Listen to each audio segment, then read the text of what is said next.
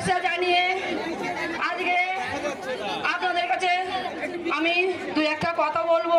আমাদের সম্মানের যুদ্ধে আজকে সেইটা আমাদের এই বিজেপি পরিবার আমাদেরকে সেই সম্মানটা ফিরিয়ে দেওয়ার জন্য আজকে ওনারা আমাদেরকে একটা জায়গায় দাঁড় করিয়েছে।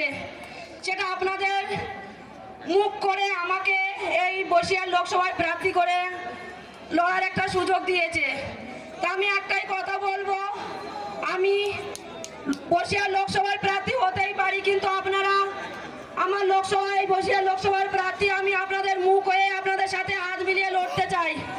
যে সম্মানের লড়াই আজকে শেখ শাহজাহানের মতো মানুষেরা রাতের অন্ধকারে মা বোনেদের তুলে এনে যে সম্মান আজকের রাস্তায় ফেলে নষ্ট করেছে, সেই সম্মান দ্বিতীয় দিন না শেখ শাহজাহান ফিরে এসে নষ্ট করতে পারে। তার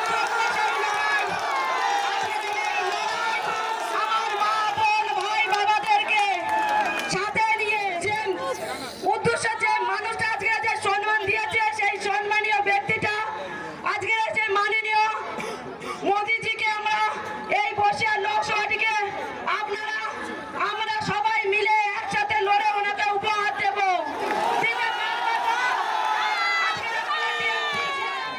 সন্দেশখালীর মা বোন নয়, সমস্ত পশ্চিম বাংলার মা বোনদের সম্মান জানিয়ে এই লড়াই আমি প্রত্যেকটা মা বোনকে সম্মান জানাই, প্রত্যেকটা ভাই বাবাদেরকে সম্মান জানাই।